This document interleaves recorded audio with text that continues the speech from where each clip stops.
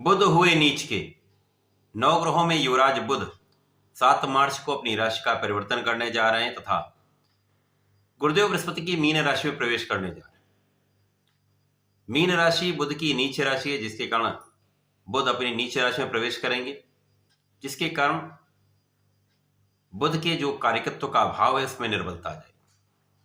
अब वहां पर पहले से ही राहु का गोचर चल रहा है, जिसके कारण बुध मीन राशि में भी होंगे तथा राहु के साथ जड़ दोष में भी होंगे, जो कहीं न कहीं से एक समस्या का कारण बन रहा है। जय श्री गणेश। नमस्कार, मैं आचार्य संजय द्विवेदी। मेरे समस्त प्रबुद्ध दर्शकों का मेरे चैनल पर हार्दिक स्वागत है। आज मैं बुध के राशि परिवर्तन प्रभाव को लेकर आपके सम्मुख उपस्थित हूँ। 7 मार्च को बुध अपनी नीचे राशि में प्रवेश करेंगे, जहां पर जड़ दोष बनेगा। निश्चित रूप से ये एक गंभीर समस्या का समय हो सकता है, क्योंकि बुध 9 ग्रहों में एकमात्र ऐसे ग्रह हैं जिनका समस्त जगत में अपना कार्यकत्व होता है।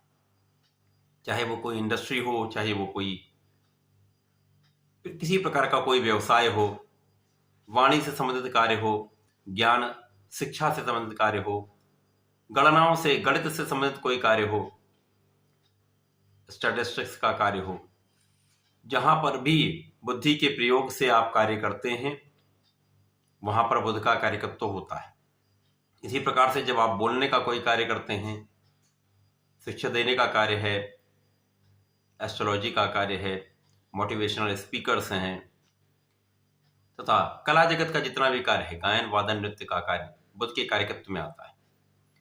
तो निश्चित रूप से बुध के इन कार्यकत्व में जब नीच राशि में होंगे तो निर्बलता आएगी। इस प्रकार से इन क्षेत्रों में तो बुध अपना प्रभाव रखते ही हैं। साथ ही साथ जिन राशियों में बुध जिन भावों के स्वामी हैं, उन भावों में निर्बलता आ जाएगी। तो कहीं ना कहीं ये एक समस्या का समय है। इस समस्या से कैसे निकलेंगे उसका उपाय भी मैं आपको बताने वाला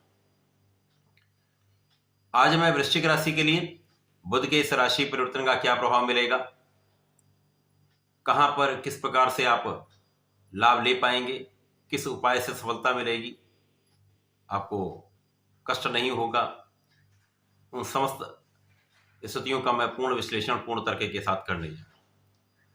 वृश्चिक राशि मंगल की राशि है। मंगल तथा बुध का आपसी संबंध मित्रवत नहीं होता है। अब इसी प्रकार से यदि स्थितियों का अवलोकन करें, वर्तमान समय में मंगल का गोचर मकर राशि में चल रहा है, बुध का गोचर मीन राशि में प्रारंभ होगा, जिसके कारण तात्कालिक मैत्री का भाव उत्पन्न हो जाता है। जब तात्कालिक मैत्री के भाव में होते तो एक समभाव बन जाता है, जिसके कारण बहुत कुछ स्थितियां सामान्य हो जाती हैं। परंतु अब यहां पर अवलोकन करने पर वृश्चिक राशि के लिए यदि हम देखें तो बुध यहां पर अष्टम के स्वामी तथा लाभ के स्वामी, आकस्मिकता के भाव के स्वामी तथा लाभ भाव के स्वामी बुध का गोचर पंचम भाव में जा रहा है। अब पंचम भाव जो कि ज्ञान का भाव है, शिक्षा का भाव है, संतान का भाव, इसी प्रकार से प्रेम का भाव। यहां पर ये एक श्रेष्ठ भाव है। परंतु जब यहां पर बुध नीच के होंगे, राहु के साथ जड़ दोष में होंगे, तो निश्चित रूप से ये तीनों भाव ही प्रभावित होने वाले। सबसे बड़ी समस्या का कारण यहां पर यह है कि जिस राशि में ये जा रहे हैं, गुरुदेव बृहस्पति की राशि है, गुरुदेव बृहस्पति षष्ठम भाव में गोचर कर रहे हैं, जो कि त्रिक भाव है, निर्बलता का भाव। तो कहीं ना कहीं ये समय कठिन रहने वाला है। पंचम भाव में बुध जब नीच के होंगे तो बुद्धि का संपूर्ण प्रयोग आप नहीं कर पाएंगे, क्योंकि जड़ दोष हो जाता है। जड़ दोष का प्रभाव यहाँ पर मुख्य रूप से 15 मार्च से लेकर 25 मार्च के बीच में होगा। ये 11 दिनों का जो समय है वो आपके बुद्धि को जड़ कर देता है, जहां पर आप सही समय पर सही निर्णय नहीं ले पाते हैं। जहां पर आपको अपने संपूर्ण ज्ञान का प्रयोग करना चाहिए, वहां पर आप बिल्कुल ब्लैंक हो जाते हैं, जिसके कारण समस्या आती है। विशेषतया जो विद्यार्थी गण हैं उनके लिए ये समय बहुत अच्छा नहीं। यहाँ पर बहुत आपको अपने आत्मबल को प्रबल करके बहुत कंसंट्रेशन के साथ आपको आगे बढ़ना होगा। यदि आपका आत्मबल अच्छा रहता है, कॉन्फिडेंस आपका अच्छा रहता है, तो बहुत कुछ स्थितियों पर आप पार पा लेते हैं। परंतु यहां पर कठिनाई तो आने वाली। इसके पश्चात पढ़ाई में मन उतना नहीं लगेगा। पढ़ाई करते समय मन उचाट हो जाता है। सही कंसंट्रेशन नहीं आप कर पाते। इसी प्रकार से संतान का पक्ष भी कुछ निर्बल होता है, जहां पर संतान के स्वास्थ्य में कुछ समस्या, संतान से क्लेश की स्थिति तथा प्रेम संबंधों के लिए समय बिल्कुल अच्छा नहीं है। अब यहां पर जब कहीं ना कहीं ये सारे पक्ष निर्बल हो जाते हैं तो लाभ भी इससे प्रभावित होता है। जो लोग नौकरी में हैं, किसी प्रकार के व्यवसाय में हैं, तो जब आप अपने कार्यक्षेत्र में सही निर्णय नहीं ले पाते हैं तो समस्या का आगमन हो जाता है। यहाँ पर राहु के साथ है तो कहीं ना कहीं मतभेद होने लगते हैं, एक भ्रम की स्थिति उत्पन्न हो जाती है। इस भ्रम के कारण विवाद बढ़ जाते हैं, क्योंकि वाणी के कारक भी बुध है। तो यहाँ पर आपके बुद्धि के भ्रमित होने के कारण तथा आपके वाणी के कारण विवाद उत्पन्न हो जाता है, जिसके कारण आप अपने कार्यक्षेत्र में भी कहीं ना कहीं समस्या में आ जाते हैं तथा अपने उच्चाधिकारियों के साथ आपकी बनती नहीं, मतभेद हो जाते हैं, ना सहकर्मियों के साथ एक विवाद की स्थिति दिखती है। व्यापार में भी ये स्थिति, जिनके साथ आप कार्य करते हैं, जिनके साथ आप व्यापार करते हैं, उनके साथ एक भ्रम उत्पन्न हो जाता है, तो कहीं ना कहीं एक स्थिति असामान्य हो जाती है, तो लाभ आपका यहाँ पर बाधित हो जाता है। यहाँ पर एक चीज अच्छी हो रही है, जहां पर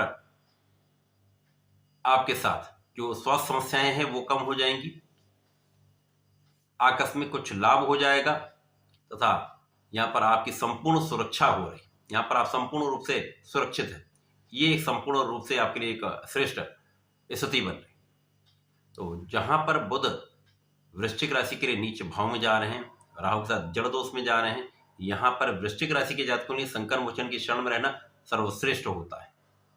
यहाँ पर नियमित रूप से संकर मोचन की आराधना करें। ओम हम हनुमताय नमः का प्रतिदिन कम से कम एक माला का जप संध्या काल में करें। हनुमान चालीसा का पाठ नित्य करें तथा वर्तमान समय में हनुमानाष्टक का पाठ यदि संकल्प लेकर प्रतिदिन कर देते हैं तो इन समय में जो समय ये विपरीत जा रहा है, इस समय में भी आपको बहुत सारे कष्टों से बचने के लिए बचा लें। संकट मोचन आपको संकटों से निकाल दें। प्रत्येक मंगलवार को उनके चरणों का आशीर्वाद लेकर टीका मस्तक पर लगाएं, बहुत सारे कष्ट दूर हो जाएंगे, राहु का प्रभाव कम हो जाएगा। तो ऐसा करके समय का लाभ लें। धन्यवाद, नमस्कार।